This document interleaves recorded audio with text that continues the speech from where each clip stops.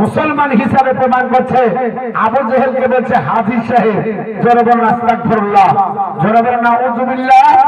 আবু জেহেল হাজী তো দূরের কথা, আবু জেহেলকে মুসলমান হিসাবে আজ পর্যন্ত কেউ বলেনি। আমার নবী বলেছে এমন এক জামানা আসবে যা আপনার বলা হয়েছে তোমরা শুনবে, ওই কথাটা তোমাদের আপনার বাপও শুনেনি, তোমাদের দাদাও শুনেনি, দাদাও শুনেনি। আজ এমনই কথা ইসলামে প্রচার হচ্ছে যে আমরা তো শুনিনি, আমার বাপও শুনেনি, আমার দাদাও শুনেনি, আমার দাদাও শুনেনি, সবাই শুনেছে। 1450 বছর ধরে আবু জেহেল কাফের, আবু লাহাব কাফের, আর এই হঠাৎ করে 3 দিনের মৌলবি বলছে আবু জেহেল আপনার মতো আমার মতো আপনার মুসলমান ছিল। আবু লাহাবকে মুসলমান বলে, আর নবীর ব্যাপারে স্পষ্ট হাদিস বুখারী যদি আযান হয় হযরত জাবির রাদিয়াল্লাহু তাআলা বর্ণনা করছেন জগৎবাসী, আমার নবী বলছে যেভাবে আযান হবে অনুরূপ ভাবে তোমরা উত্তর দাও। আযানের প্রত্যেকটা কথা উত্তর দেওয়ার পরে তোমরা দোয়া করো, আল্লাহ তোমাদের মাগফিরাত করবে।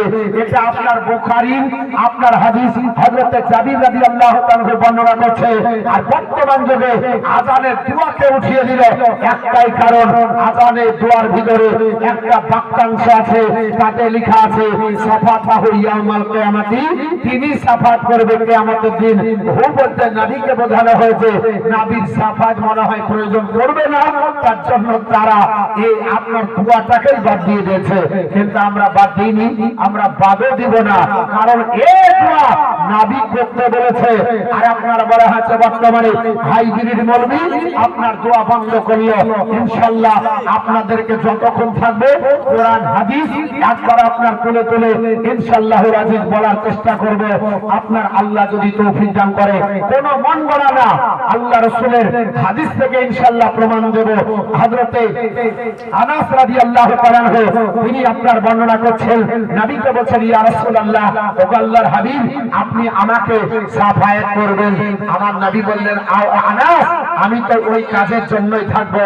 নবী আমার বললেন শুধু তুমি নয়, এ আমার আপনার আনাস হলো আপনার সাফাতি লি আহলিল কাবাইরি মিন উম্মতি, আমার উম্মতের ভিতরে যারা বড় বড় গুনাহগার হবে তারাও আমার সাফায়াত পাবে।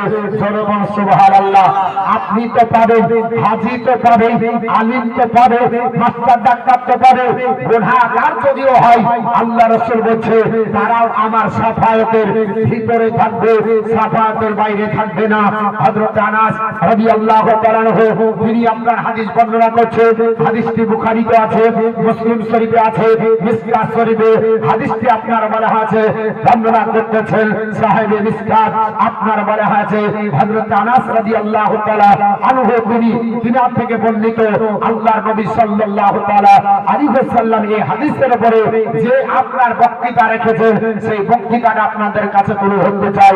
একবার দরুদ শরীফ পড়েন, সামনের দিকে একটু এগিয়ে যাই। আল্লাহুম্মা সাল্লি আলা মাওলানা আলী মাওলানা মুহাম্মদ সাল্লাল্লাহু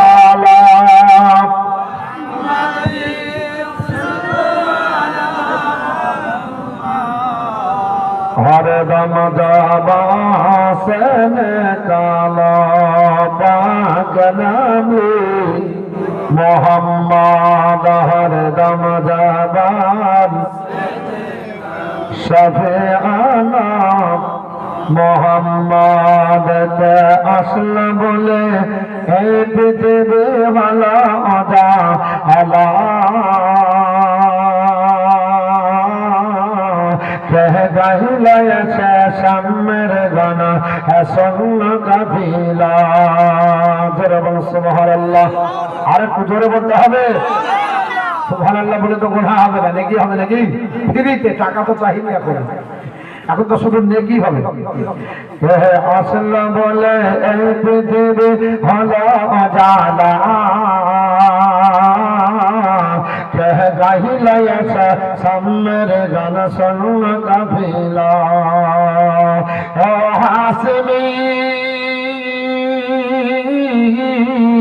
ও হাসিবি মাতি মদনে শাহে মদিনা ও নহর নবী নহর নবী নহর মদিনা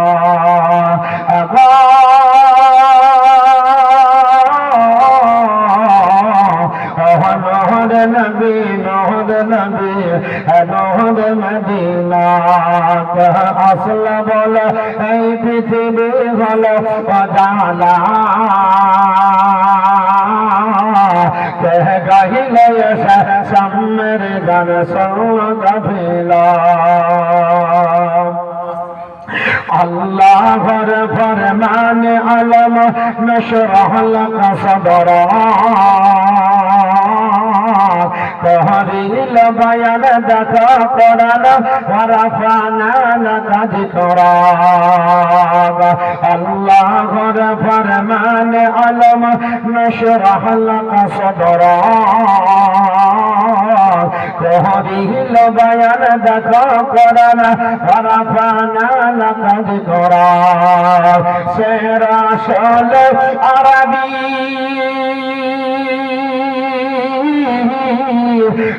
রসুল আরবি মানব দরদ সাফায়াতের সফিনা ও নহর নবী নহর নবী নহর মদিনা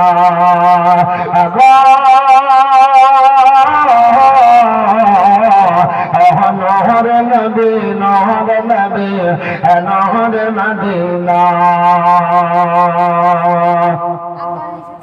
আহমদ মোহাম্মদ জল আখেরি নবী যারা অশিলতে সৃজন হলো এই সুন্দর পৃথিবী আহমদ মোহাম্মদ জল আখেরি নবী যারা অশিলতে সৃজন হলো এই সুন্দর পৃথিবী যাদের ওপর জ্যোতি যাদের ওপর জ্যোতি দেখে রবি হয়ে যায় নবীর দিওয়ানা ও নহর নবী নহর নবী নহর মদিনা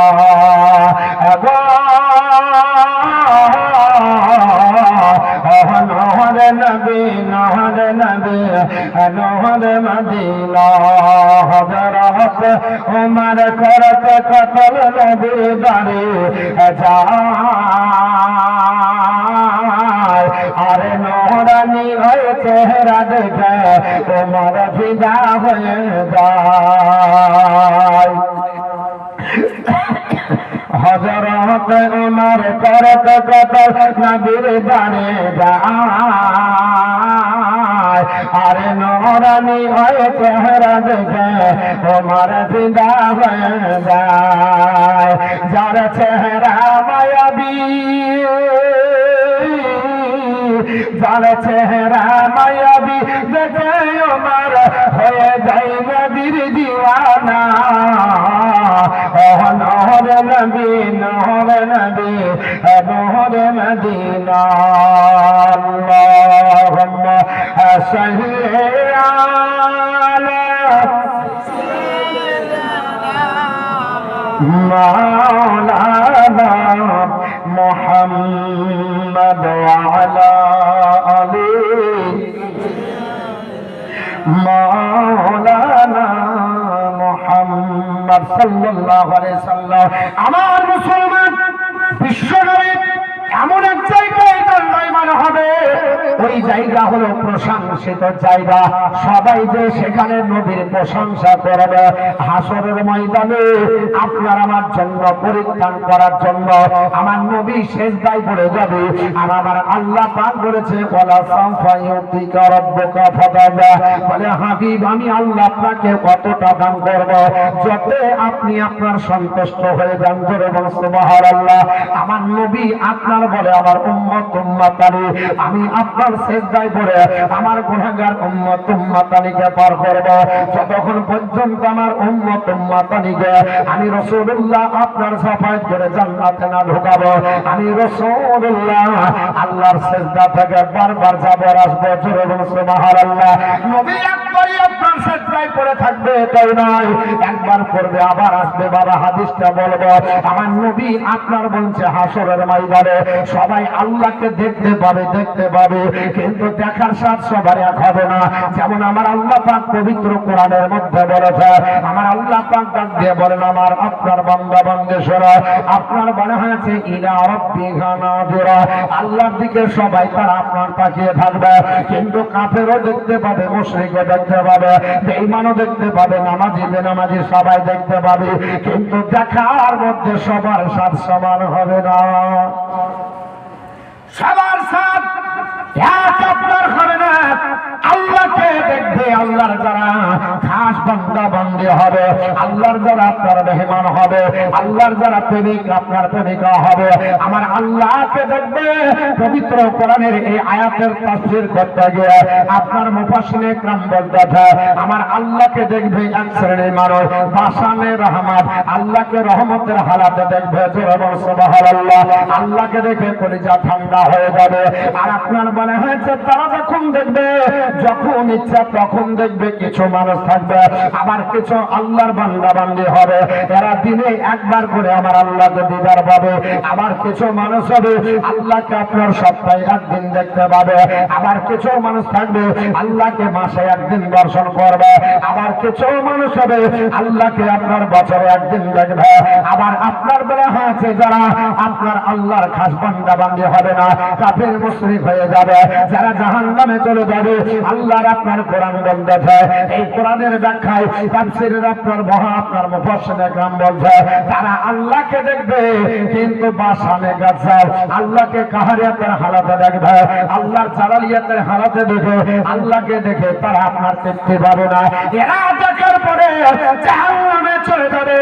আল্লাহর আপনার কোরআন বলে, আপনার মনে হয়েছে সরব ইন্নাহুম রাব্বাহুম ইয়াউমাইদিন লা মাহজুবুন, তারা জাহান্নামে যখন হাসরের ময়দানে হিসাবের পরে যাবে, আমার আল্লাহকে দেখা থেকে তারা মাহরুম থাকবে, দেখতে পাবে না।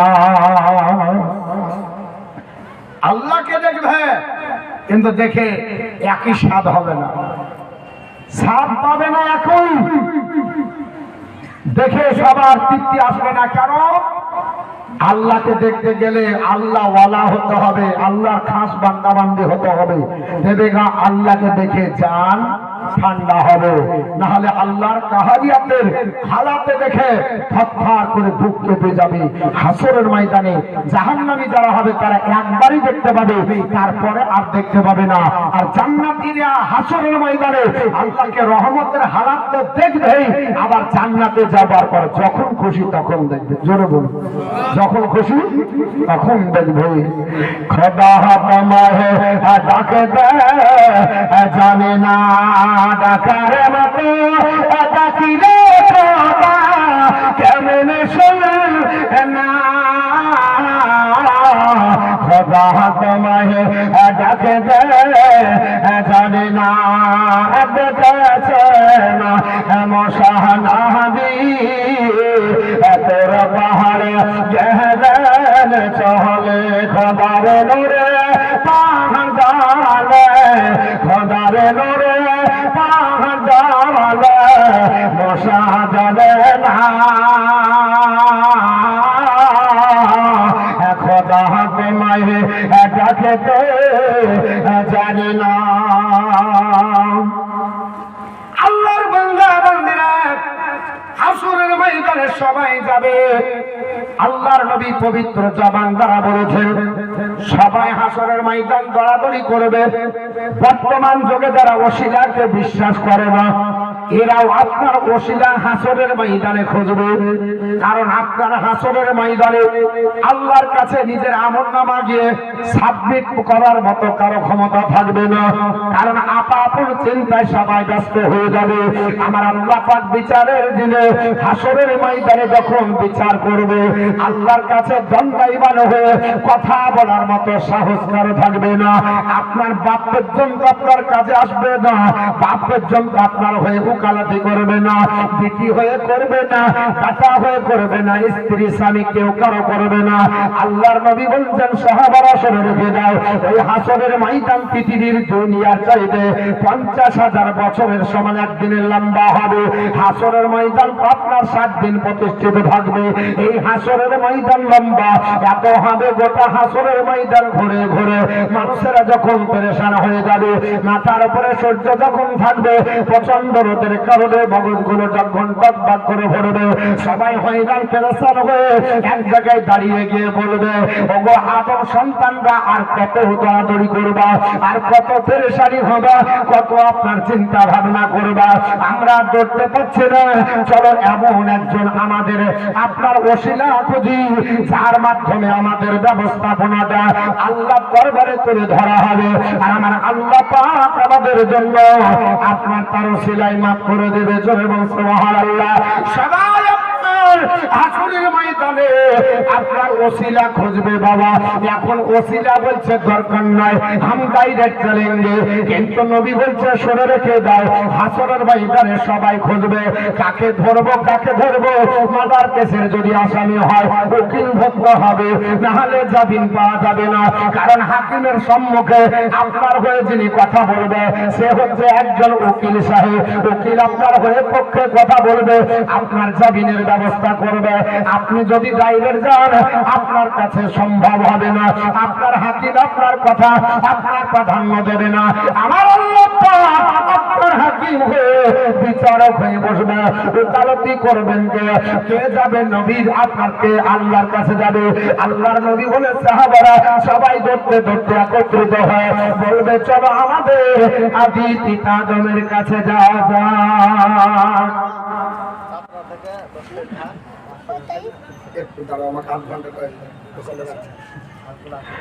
আপনার সবাই বলতে থাকবে, যাবার পর বলবে আমাদের আদি পিতা আদমের কাছে চলো।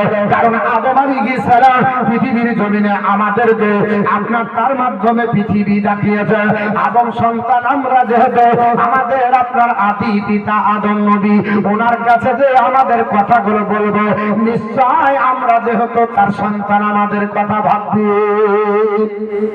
আল্লাহ নবী বলে ওই সময় সবাই আদম পয়গম্বরের কাছে আসবে। আসার পর বলবে আনতা আদম আবুন নাস, ও আল্লাহর নবী আদম আলাইহিস সালাম আপনি হলেন আদম জাতির পিতা, আমাদের সকলের পিতা আপনার কাছে এসেছে। অতএব আপনি আমাদের হয়ে কিছু বলবেন। আপনার খলাকা কাবিয়াদিহি, আল্লাহ পাক আপনাকে নিজের কুদরতি হাতে তৈরি করেছে। আল্লাহর নবী আদমকে আমার আল্লাহ পাক তার চেহারা মোবারকটাকে আল্লাহর কুদরতি হাত দ্বারা আমার আল্লাহ তৈরি করে। সবাই গিয়ে বলবো আদম আলাইহিস সালাম আপনাকে আল্লাহ তৈরি করেছে কুদরতি হাতে।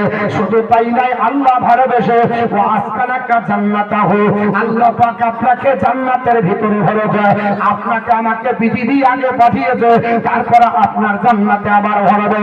আদম নবীকে জান্নাতের ভিতরে ভরে জান্নাত ঘোরার পারমিশন দিয়েছে আল্লাহ পাক। শুধু তাই নয়, ও আল্লাহর নবী আদম আলাইহিস সালাম ওয়া আযযাদাকা ওয়া আযযাদা আপনার ওয়া আযযাদা লাকা মালাইকাতাহু, আল্লাহ পাক আপনাকে ওই জান্নাতের ভিতরে ফারিস্তার দ্বারা সিজদা করিয়ে নিয়েছে। ওয়া আল্লামাকা কুল্লা আশাইয়িন, আর ওয়া আল্লামাকা আসমাআ কুল্লা শাইইন, এবং সমস্ত জিনিসের নাম আপনাকে শিখিয়েছে। আমরা সবাই গিয়ে বলবো ওগো আল্লাহর নবী আদম পয়গম্বর, আল্লাহ আপনাকে বড় ভালোবেসে এত শিক্ষিত করেছে। সব জিনিসের নাম আপনাকে শিখিয়ে দিয়েছে। আপনারা আমরা সবাই গিয়ে বলবো হাদিসটি বুখারী মুসলিম এবং মিশকাত শরীফের হাদিস, এতে কোনো জাল বা জয়ীফের কোনো আপনার কানেকশন নাই। আমরা সবাই বলবো ওয়া আল্লামাকা আসমা কুল্লা শাইইন, সমস্ত জিনিসের নাম আপনাকে শিখিয়েছে। আদম নবী যদি সমস্ত জিনিসের নাম জানে, আমার নবী কি জানে কি জানে না বাবা? আমার নবীর কতটা বিদ্যা, তো বলছে কোনটা আলিফ নবী চিনতেন না, বা কোনটা চিনতেন না, তা কোনটা চিনতেন না। জোরে বলেন আস্তাগফিরুল্লাহ। মৌলবী হয়ে কি করে বলে এই হাদিসটা কি তার আপনার জানা ছিল না? আমার নবী আপনার ডাক দিয়ে বলছে, আমরা কি বলবো হাসরের ময়দানে, ওটাও নবী বলে দিচ্ছে আমার উম্মত উম্মাতানি, তোমরা সাক্ষী থেকে যাও।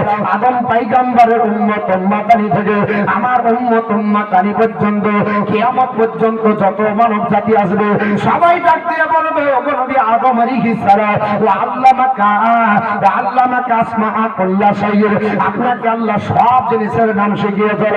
এটা নবী আদমের ব্যাপারে আপনি আমি যে বলবো হাসরের ময়দানে, আদম পয়গম্বর যদি সব আপনার বিদ্যা জানে, আপনার যখন তিনি আল্লাহর কাছ থেকে এই পৃথিবীর যদি আদম পয়গম্বর আসে, বলেন কোন পাঠশালা ছিল? তখন তো পাঠশালা ছিল না, মাদ্রাসা তো ছিল না, বক্তব্য ছিল না, কোন টিচারও দুনিয়াতে ছিল না। আল্লাহ প্রথম নবী করে পৃথিবীতে পাঠায়, প্রথম মানুষ করে পৃথিবীতে পাঠায়, স্কুল কলেজ চোখে দেখালে, তাহলে কি করে আপনার শিখিয়ে দেয়? তো আল্লাহ পাক তাকে শিখিয়ে দেয়। আদম পয়গম্বরকে যদি সব জিনিসের নাম শেখায়, আর অপর জায়গায় ব্যাখ্যা করা হয়েছে, এই হাদিসের ব্যাখ্যা তো এসেছে আমার আল্লাহ পাক আদম পয়গম্বরকে 7 লক্ষ ভাষা শিখিয়েছিল। জোরে বলুন সুবহানাল্লাহ। এ মুসলমান, আদম পয়গম্বরের এত বিদ্যা যদি হয়, আমার নবীর কি বিদ্যা কম হবে নাকি? আদম পয়গম্বর যদি এত আপনার জিনিসের নাম মুখস্থ থাকে, আমার নবী কি জানবে না নাকি? তাহলে নবী বলছে আদম আলাইহিস সালামকে আমরা গিয়ে বলবো, ও আল্লাহর নবী আদম আলাইহিস সালাম, আল্লাহ পাক আপনাকে সব বিদ্যা শিখিয়ে দিয়েছে। হযরত আদম পয়গম্বর আপনার বলা হয়েছে সেই যে আদম পয়গম্বরের কাছে যখন যাব, যাওয়ার পরে আমরা বলবো, এবার আমাদের নিজের উদ্দেশ্য ডাক দিয়ে বলবো, ও আল্লাহর নবী আদম আলাইহিস সালাম, ইসতালানা ইনদা রাব্বিকা, আপনি আপনার প্রভুর কাছ থেকে আমাদের জন্য শাফায়াতের সুপারিশ করেন।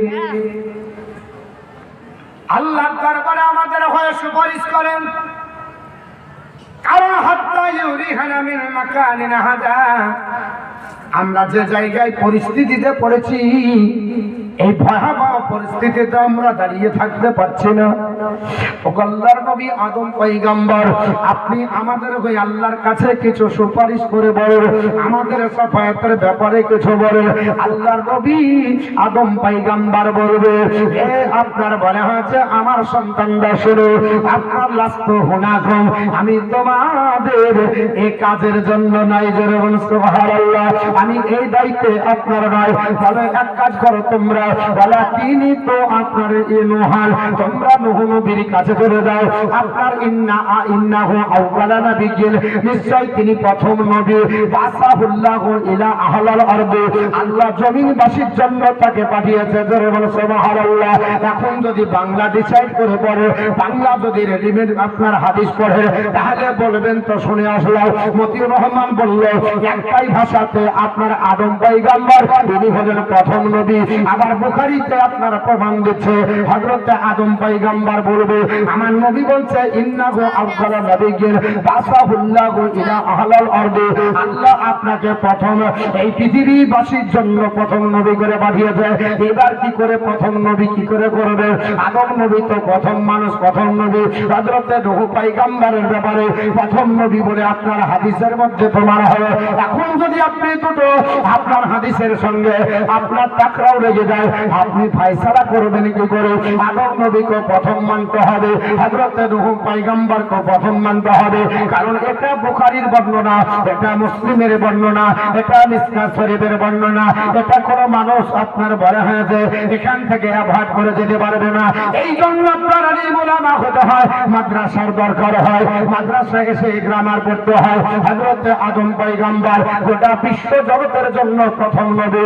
আর নূহ পয়গম্বরকে আমার আল্লাহ আল্লাহ পাক আপনার তার অঞ্চলের জন্য তার এলাকার জন্য প্রথম নবী করে পাঠিয়েছিলেন। যে এলাকায় তিনি এসেছিলেন আমার আল্লাহ পাঠিয়েছিলেন, ওই এলাকায় একজন মুসলমান ছিল না, একজন কলমা পড়া ব্যক্তি ছিল না। নিজের বেটা পর্যন্ত কলমা পড়েনি, নিজের বউ পর্যন্ত কলমা পড়লো না। নবী বলে আপনার মানল না।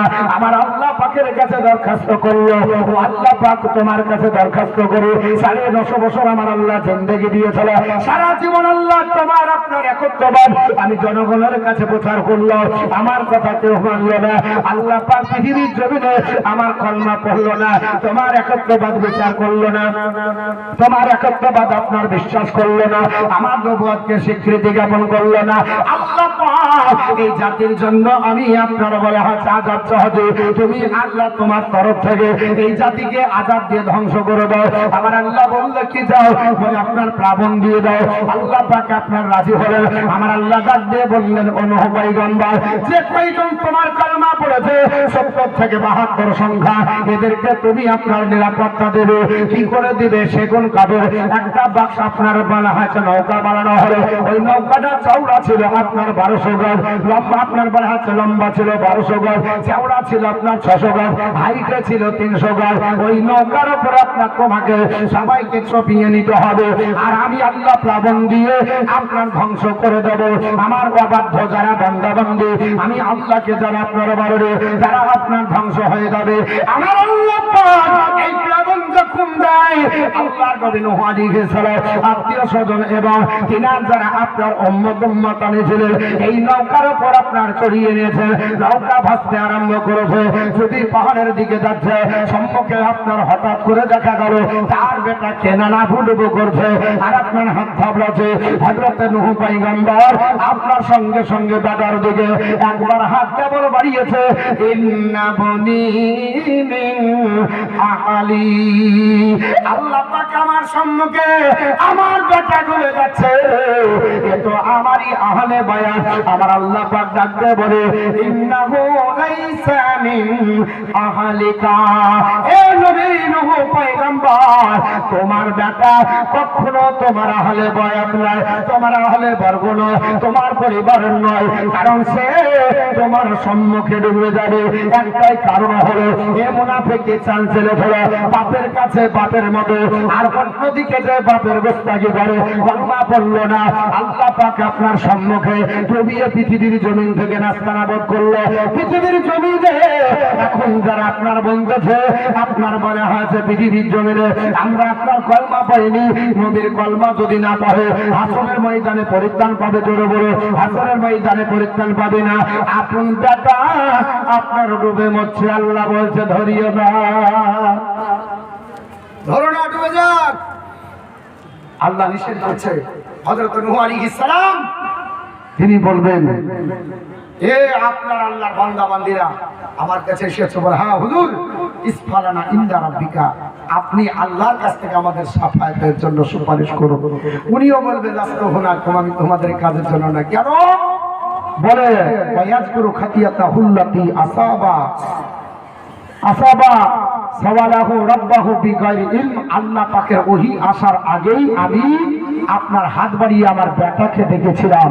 আল্লাহ পাকের কাছে আমি বড় লজ্জিত হব যদি আল্লাহ যদি আমাকে ওই কথাটা স্মরণ করিয়ে দেয়, এ আমার পয়গম্বর নূহ, তুমি তোমার বেটাকে হাত বাড়িয়ে ডাকলে আমি তো অনুমতি দিব, তারপর ডাকবে। এর জন্য আপনার বলা হয়েছে, আমি আপনার বলা হয়েছে আল্লাহর দরবারে যাব না।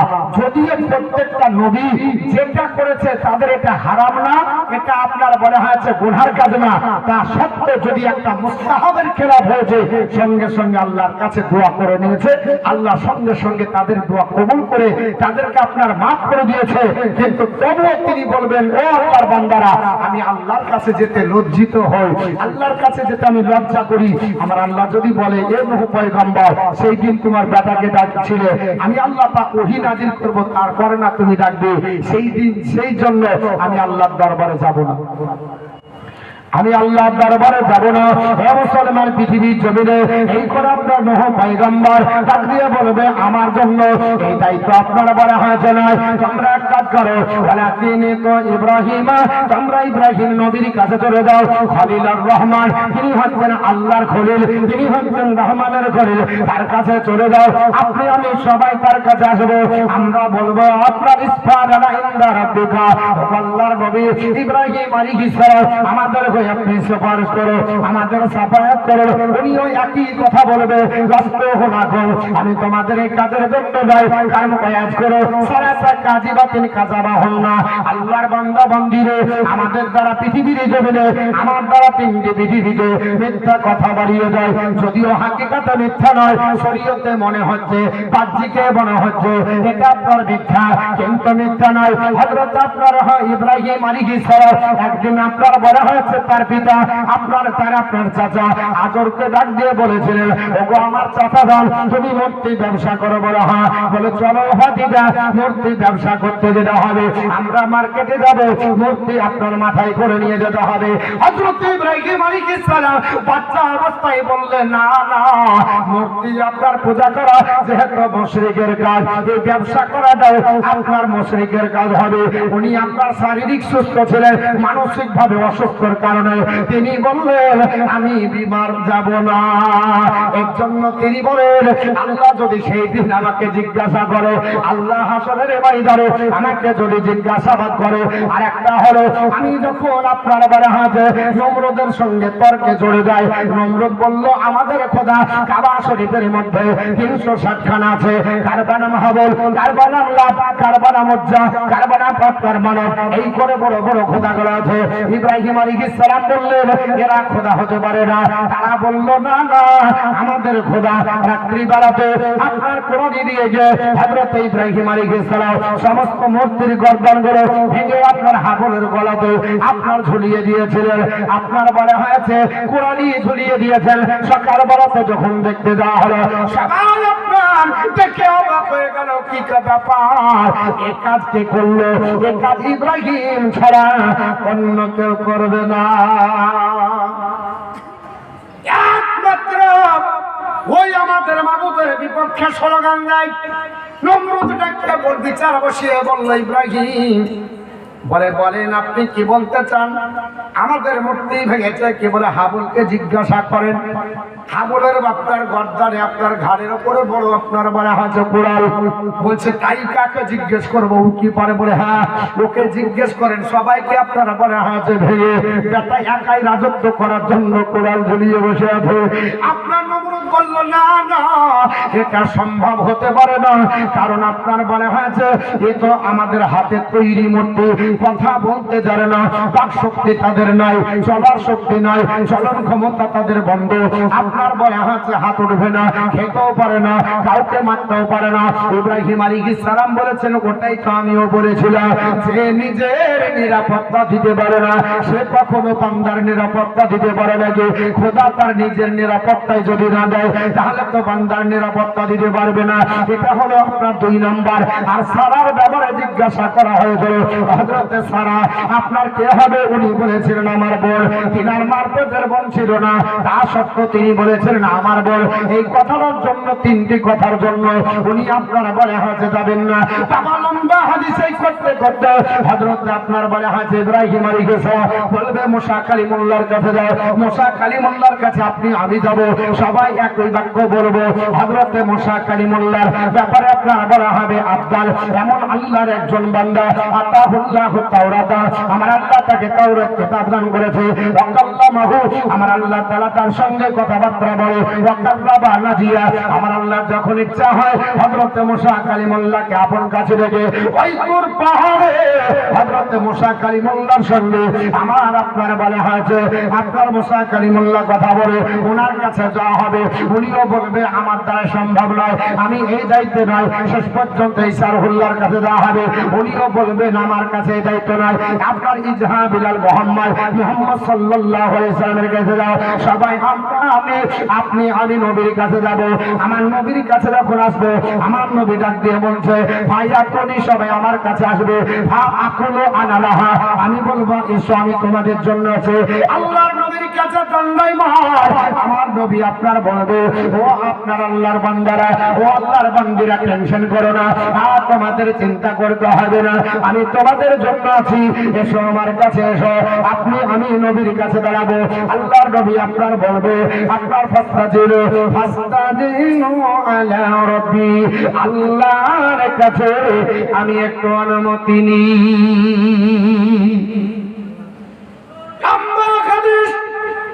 আল্লাহর কাছে অনুমতি না হবে, আল্লাহ অনুমতি দিবে।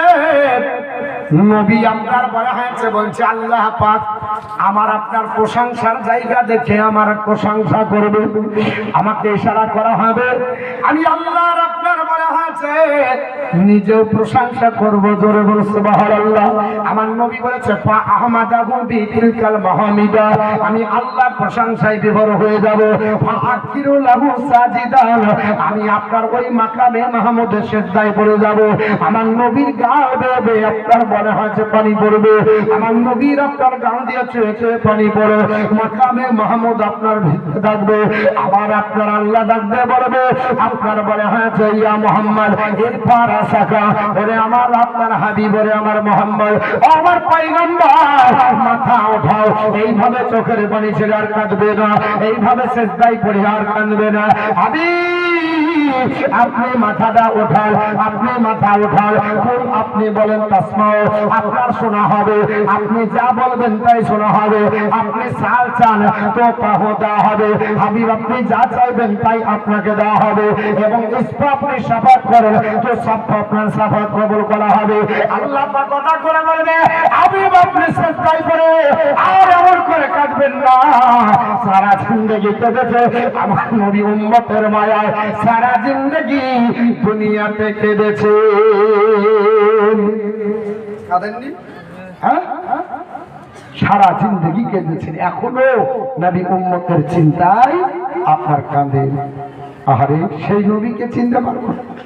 আমার নবী আপনার মনে হয়েছে ওই জায়গায় কেঁদে বলবো, আমার আল্লাহ পাক বলবে, আল্লাহ বলবে ওগো আমার হাবিব, ওগো আমার বন্ধু, এইভাবে আর কাঁদবেন না, মাথা উঠান, আপনি বলেন যা বলবেন শুনবো, যা চাইবেন দেব, আপনি সাফায়াত করবেন, আমি আল্লাহ পাক আপনার সাফায়াত কবুল করব।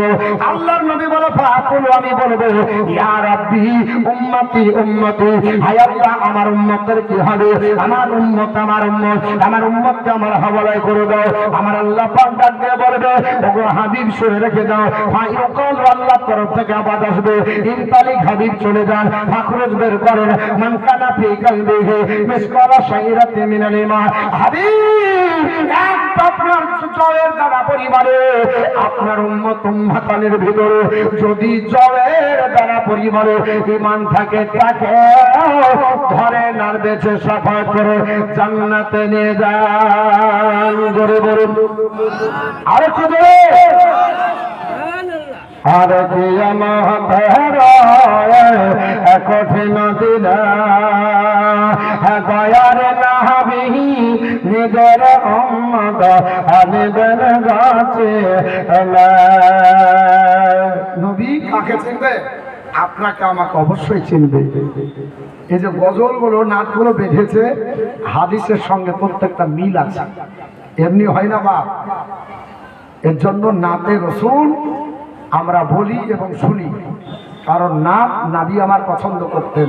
নাবির সাহাবী একজন ছিল, নাম হচ্ছে হযরতে হাসান বিন সাবিত, যার টাইটেল হলো সায়রুন নবী, সায়রুর রসুল, যিনি মসজিদে নববীতে দাঁড়িয়ে দাঁড়িয়ে এই কবিতা পড়তেন নবীর শানে।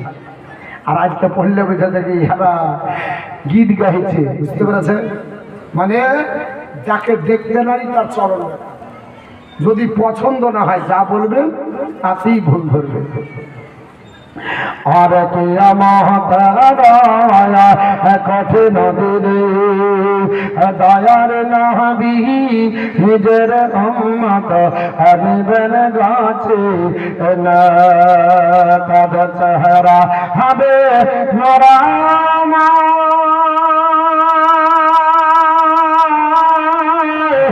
যারা নবীর দরদ দাঁড়িয়ে ফিরিয়া যাবে না তারা আবাদ ক্ষমা আধার ইয়া রাসূলুল্লাহ উম্মত হইয়া ডাকে তোমায় সারা দাও না গায়ক বার নবী হবেন জাহাবিন্দার দাঁড়িয়ে কষ্ট দেখিবেন না গৌল রহমতের ভান্ডার সুবহানাল্লাহ আর নবী হবেন জাহাবিন্দার দাঁড়িয়ে কষ্ট দেখিবেন না গৌল রহমতের ভান্ডার নবী কাঁদবেন যারে এরা সবাই গুনাহগার পুলসিরাতের রাস্তা হবে খুরের চাইতে ধার ইয়া রাসূলুল্লাহ উম্মত হইয়া যাকে তোমায় সারা দানা ঘুরাইয়া কবার পুলসিরাত জাহান্নামের উপর দিয়ে সেতু। কেউ যদি এই নদী পার হয় তো ভাড়ার বা নৌকা লাগবে না লাগবে না লাগবে না আর না হলে শুকনো চর হতে হবে নাকি। জাহান্নামের উপর দিয়ে রাস্তা পুলসিরাত। জাহান্নাম এমন একটা জায়গা, আল্লাহর কোরআন বলছে ইন্না জাহান্নামা কানাত মিরসাদা। জাহান্নাম উৎপেতে আছে। যেমন আপনার বলা আছে শিকারী তার শিকার ধরার জন্য ফাঁদ পেতে বসে থাকে, জাহান্নাম ফাঁদ পেতে বসে আছে, একবার উঠ পেতে বসে আছে, যাবে গাপকে ধরবে। আপনি কোন দিক দিয়ে পালাবেন? কোন রাস্তা নাই। এ জাহান্নাম কাদের জন্য? লিত্তাগিনা আবা, যারা আপনার অবাধ্য, আল্লাহকে মানে না, আল্লাহর অবাধ্য বান্দা বান্দি এই জাহান্নামে যাবে। এই জাহান্নামে থাকবে লাবিসিনা ফিহা আহকাবা। এই জাহান্নাম তাদের জন্য চিরস্থায়ী জায়গা, চিরদিনের জন্য থাকবে। জাহান্নামে যখন যাবে মানুষ পুড়ে ছাই হবে না, কয়লা হবে। কি হবে? পুড়ে কয়লা হবে।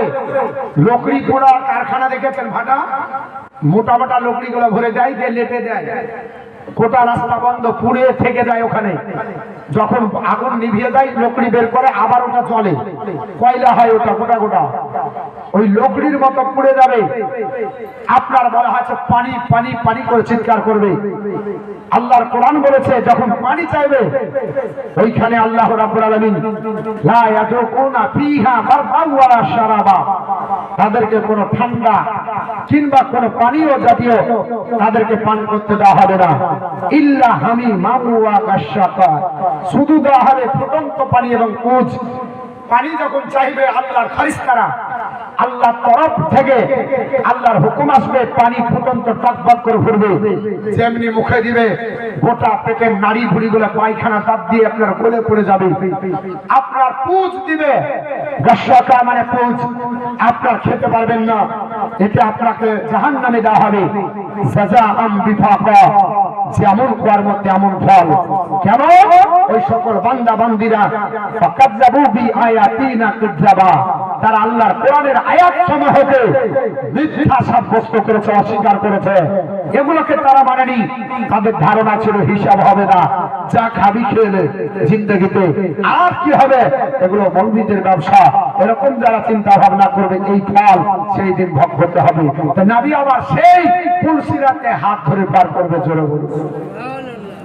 ভয়াবহ দিনে নবী আমার কান্ডারি মাঝি, আমার নবীর আপনার বলা আছে আপনি যদি সাফাত না পান আপনার বেকার হয়ে যাবে। তাই কবি বলছে আর নবী হবে জাহাবিন্দার, দাঁড়িয়ে কষ্ট দেখবেন না গনে রহমতের ভান্ডার।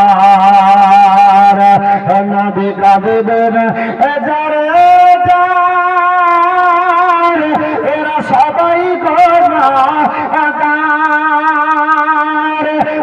সিরাতের রাস্তা হবে মোরের চাইতে ধার ইয়া রাসূলুল্লাহ উম্মত হইয়া ডাকি তোমায় সারা দাও না দয়া আবার ইয়া রাসূলুল্লাহ উম্মত হইয়া ডাকি তোমায় সারা দাও না দয়া আবার নবী আসলে যেদিনে ভাবে হরে পরিহীরা দরদ পরে গাই কলরাবে নবী আসলে যেদিনে ভাবে হরে পরিহীরা দরদ পরে গাই কলরাবে যার রহমত সীমানা একাদে আসি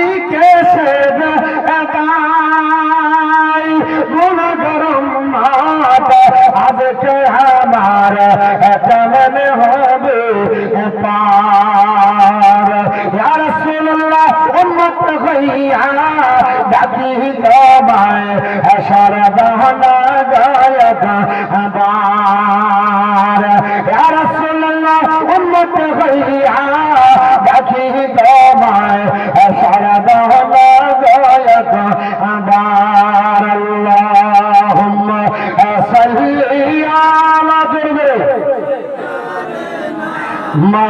مولانا محمد وعلى آل سيدنا مولانا محمد صلى الله عليه وسلم যে হাদিসকে বলছি খুব বড় হাদিস কাটিয়া ছাটিয়া মানে মাঝে মাঝে ছেড়ে ছেড়ে বলছি শেষ পর্যন্ত কোন কোন ব্যক্তিরা পর্যন্ত নবীর শাফাত পাবে আল্লাহর নবী বলছেন আমি যাব সিজদায় পড়ব আল্লাহ আমাকে বলবে যে যা অন্তরের ভিতরে দিলের ভিতরে একটা জয়ের দানা পরিমাণে ঈমান থাকবে হে নবী তাকেও শাফাত করে জান্নাতে নিয়ে যান এর চাইতে কম পাবে কি পাবে না আপনার তার চাইতে কম পাবে কি পাবে না এরকম করে কোন কোন পর্যায়ের লোক আপনার নবীর শাফাত পাবে এবং কারা কারা করবে ইনশাআল্লাহ বলবো তবে আপনার যেহেতু আপনার এই হাদিসটা লম্বা তো হাদিসটা কি বলবো বলবো বলবো তো একটা 10,000 টাকা দেন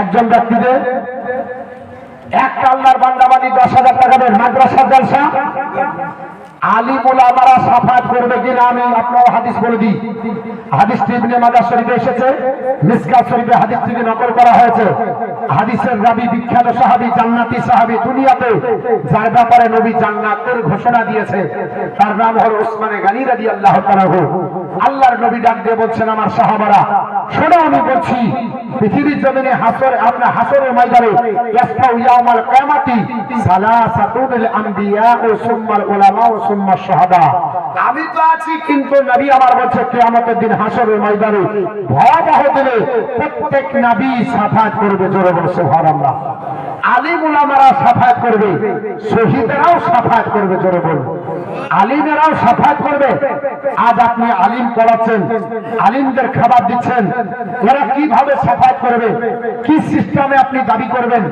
ইনশাআল্লাহ বলবো তবে একটা আল্লাহর কোন বান্দা বান্দি 10,000 টাকা দিতে পারবেন একজন আপনার হাতটা বাড়াবেন যদি না দেন তাও বসে থাকবেন কারণ আমাদের এই জালসা চলবে ইনশাআল্লাহ আপনাদের ধৈর্য মোতাবেক আমাদের আরো বড় বড় বক্তারা ওনারা আছেন আর আমাকে এই টাইমে প্রতিদিন দেওয়া হয় মানে প্রতিদিন লাই প্রতিদিন আপনার মানে প্রায় বছর কয়েক বছর থেকে প্রতি বছর বলে দেওয়া হবে না কারণ আমি তো 3 দিনের বক্তা আজ থেকে মোটামুটি 4-5 বছর থেকে আমি আপনার লাগাতার এই টাইমে পাই আর কন্টিনিউ চলছে কতদিন রুজি আছে জানি না আপনাদের কাছে বক্তৃতা করার পরে কিছু চাই আর আপনারা দেন এটা একটাই কারণ এই মাদ্রাসা আমাদের আপনার আহলে সুন্নাত আল জামাতের মাদ্রাসা নবীর আপনার হাদিস পড়ানো হয়, কোরআন পড়ানো হয়।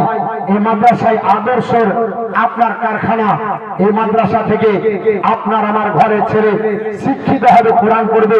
নবী আমার বলেছেন, মান কারা আল কোরআনা ওয়া আমিলা বিমা ফিহি উলবিসা ওয়ালিদাহু তাজান ইয়াউমাল কিয়ামাতি ফাওহু আহসানু মিন দাউশ শামস। যে কোরআন পড়ে, ওর উপর আমল করে, কিয়ামতের দিন ওই ব্যক্তি পিতামাতার মাথার উপরে আল্লাহ নূরের টুপি পরাবে। যে টুপির আপনার জ্যোতি বা তো আপনার তাজের জ্যোতি, সূর্যের জ্যোতি অপেক্ষা বেশি হবে। হাসরের ময়দানে আলিমের দিনের বাপের কদর হবে, মায়ের কদর হবে।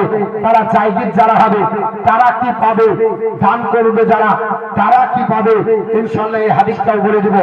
একজন আল্লাহর বান্দা বন্দী কেউ আছেন, 10,000 টাকা বাবার নামে মায়ের নামে আত্মীয় স্বজন গহীন অন্ধকার কবরে যারা চলে গেছে তাদের জন্য একটু দোয়া হবে। একজন আল্লাহর কোন বান্দা বান্দি হাতটা উঠাবেন যে আজকে মাদ্রাসায় আপনারা যে মুসান জালসা, এই মাদ্রাসায় 10,000 টাকা দিয়ে আমি আপনার বলা হয়েছে আল্লাহর কাছে শুকরিয়া আদায় করি। আল্লাহ, এটাই যেন আমার জীবনের আপনার বলা হয়েছে আপনার অসিলা হয়ে যায়, আমার নাজাতের কারণ হয়ে যায়, আমার নাজাতের পাহারাদার হয়ে যায়। একজন আল্লাহর বান্দা 10,000 টাকা দিতে পারবেন, একটু চট জলদি বলতে পারবেন। বেশি আপনাদের কাছে সময় নষ্ট করব না। আমি বড় হাদিস আপনাদের কাছে শুরু করেছি, ইনশাআল্লাহ টাইম মোতাবেক আপনাদের কাছে বক্তৃতা হবে। একজন এতগুলো লোকের মধ্যে হবে না গো। আল্লাহর কোনো বান্দা বান্দি নাই 10,000 টাকা দেওয়ার মতো। আপনারা দেন, প্রতি বছর দেন, এবারও দিবেন। আপনারা জানেন এই মাদ্রাসা আমাদের সরকারি অনুদান পায় না। এই মাদ্রাসা আপনাদের আমাদের ছোট্ট ছোট্ট দানেই চলে। আপনারা দেন তাই এই মাদ্রাসা চলে। আপনারা যদি না দেন বন্ধ হয়ে যাবে। কেন? আপনারাই তখন পড়ে যাবেন চাপে। আপনারাই পড়বেন চাপে। কিরকম? আপনারাই নাজাতের ওসিলা থেকে দূরে থাকবেন। মাদ্রাসা বন্ধ হয়ে কিছু হবে না, আপনার আমার জান্নাতে যাওয়ার পথ বন্ধ হয়ে যাবে। এই মাদ্রাসা আছে, আপনারা টাকা দিচ্ছেন, আপনারা নাজাতের রাস্তা তৈরি করছেন। একজন আল্লাহর কোন বান্দা যদি একটা 10,000 টাকা হাত বাড়িয়ে বলেন, যদি শোনেন, কেউ যদি না দেয়, তবুও আপনার বলা আছে মাদ্রাসা আল্লাহ জানি কার দ্বারাতে মাদ্রাসা ছাড়িয়ে নেবে, চলবে। তবে আপনারা যেহেতু এলাকার একটা আল্লাহর বান্দা 10,000 হবে না। কোন ব্যক্তি পারবেন না, কোন ঠিকাদার মাস্টার ডাক্তার নাই, কোন জমিদার একটা হাতটা বাড়াতে পারবেন না। আপনারা যেমন ভাবে দেন এবারও দিবেন। 10,000 টাকা একজন আল্লাহর বান্দা হাত উঠান, আমি নিয়ে প্রথমে আপনাদের দোয়া করব। একজন ব্যক্তি, মা আপনাদের ভিতরে যদি হয়, আব্বা জান আপনাদের ভিতরে একজন আল্লাহর বান্দা বান্দি, আব্বা মায়ের নামে, দাদা দিদির নামে, আপনার স্ত্রীর নামে, নানা নানির নামে, কারো স্বামী নাই তার নামে আপনার দিবে। চলে যেতে হবে, এটাই সঙ্গের সাথী, এটাই কবরের আপনার বলা হচ্ছে বাতি। হাসরের ময়দানে আপনাকে পরিত্রাণ করার ওসিলা হবে, রাস্তা হবে। একজন আল্লাহর বান্দা 5,000 টাকা যদি না পারেন, 10,000 যদি না পারেন, তাহলে দুজন 5,000 করে 10,000 দেন। যদি 10,000 বেশি হয়ে যায়, একটা 5,000 টাকা আপনি একটু দাঁড়ান, আমি আপনাকে নিয়ে দোয়া করবো। কোন আল্লাহর বান্দা 5-5 করে 10 দেন, একটু দোয়া করি। আল্লাহকে আপনার খাস বান্দা আছে দেখি, মাত্র 5,000 করে দুজন দিবেন। পাটের দাম ছিল না তো আপনার বলা হচ্ছে মন খারাপ ছিল, এখন মোটামুটি লড়েছে বাজার নাকি, এটা একটু লড়েছে, এখন তো একটু মুখে হাসি হওয়া দরকার। বলে হুজুর হাসি হবে কি? এত আপনার বলা হচ্ছে মন খারাপ ছিল, পাটের দাম পড়া বাজারে বেঁচে দিয়েছে, পাটি তো নাই। 5,000 করে হলো না? কঠিন ব্যাপার। কিরে করে এসে মৌলবি যতই বড় আমি লড়ছি না, হ্যাঁ 5,000 করে দুজন দিতে পারবেন না? এতগুলো মাহফিলে লোক, মাত্র 5,000 টাকা করে দুইজন আল্লাহর বান্দা বান্দি 5,000 করে একটু আসুন, আপনাদেরকে নিয়ে ইনশাআল্লাহ যে দোয়া করব। 5,000 করে একটু চট জলদি আসেন। আল্লাহর কোন বান্দা বান্দি মাত্র 5,000 টাকা করে। আর মা বোন আশা ওই গলিখানেই বসেছে, গোটা সামনে জায়গা দিয়ে গলির সামনে বসেছে, কারণ ওরাও চালাক কম না। বলে মরবি তোর পর্দা কে দেখবে, ওখানে গেলে পর্দা দেখতে হবে, এখানে গেলে ডাইরেক্ট দেখছি। বুঝতে পেরেছেন? ওর জন্য ঠিক জায়গায় বসে গেছে, সামনে যাচ্ছে না। চলে যান, একটু সামনে চলে যান, অনেক জায়গা আছে, সামনে চলে যান। মা বোন একটু তাড়াতাড়ি যান। আর 5,000 করে 2 জন ব্যক্তি একটু দেন, চট জলদি। হাদিসটা বলি, একটু তাড়াতাড়ি দেন, একটু দোয়া করবো। একজন ব্যক্তি একটু দাঁড়ান, এতগুলো লোক আছে, একজন হবে না? 5,000 টাকা আপনাদের প্রতি বছরই তো 5,000 10,000 দাম অভ্যাস। আমি তো খুব কমই চেয়েছি, একটু 5,000 টাকা মনটা বলবে না? আল্লাহ রাস্তায় দিতে পারবো না, মাদ্রাসায় দেওয়া যাবে না 5,000 টাকা? কাঠ কথা আর বলছে যে টাকা শুনে মৌলভীর দিকে যদি মুখ চিন্তা চাইলে মুশকিল হবে। আরে বাপ, খুশি হয়ে দেন। 5,000 টাকা এমন কোনো ব্যাপার না, আপনারা তো দেন, প্রতি বছর দেন। মাত্র 5,000 টাকা করে 2 জন ব্যক্তি একটু চট জলদি আসেন। আমি 10,000 চেয়েছিলাম, 10,000 না হলে 5,000 টাকা তো অন্তত পক্ষে দিবেন। আপনাদেরকে দোয়া করবো, যদি না দেন আমি চাইবো না, কিন্তু মাদ্রাসা আপনাদের কি চালাতে হবে, আমরা চালাতে আসবো না, কারণ আমরা দূরের লোক, আপনারা কাছের লোক, ঠিক না? ঠিক বাপ, আমরা একদিন এসেছি, গলা ফাটিয়ে চেঁচিয়ে টাকা চাইলাম, দিলেন, যদি না দেন নেমে যাব, আপনার বাড়ি চলে গেলাম। আর 1 বছর চিন্তা আর আসবে না, কিন্তু আপনাদেরকে প্রতিদিন চিন্তা করতে হবে, মাদ্রাসায় কেমন হলো রে, চালাবো কি করে, এবার কেমন কালেকশন, একবারই নাই।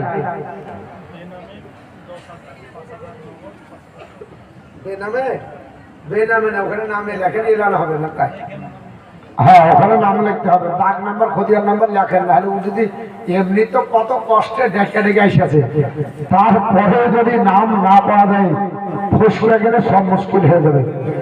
একজন বেনামে 10,000 টাকা দিয়েছে, এটা তকবির দিবেন জোরে, টাকা দিবেন না, তকবিরটা তো দিবেন। নারায়ে তাকবীর,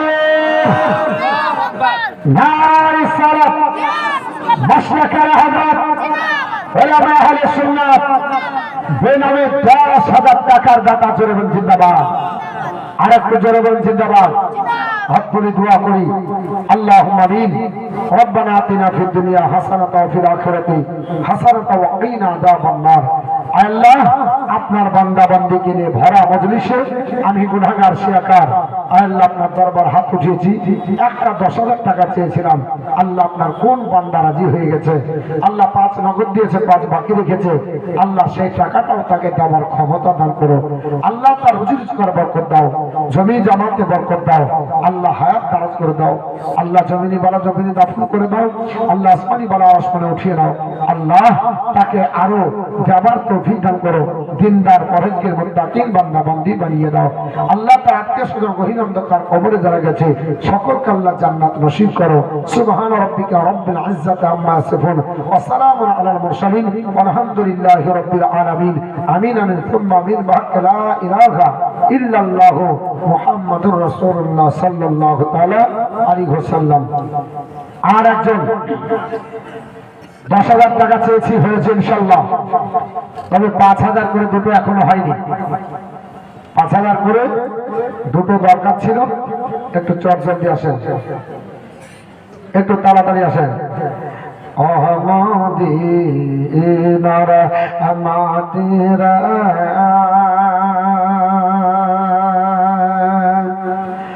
সকল সকল জি তার কাপালি, জোরে বল সুবহানাল্লাহ। বলবো কথাটা বলবো, দিচ্ছেন না, বলতে ইচ্ছা করছে না, দিলে ভালো লাগে। হ্যাঁ, 5,000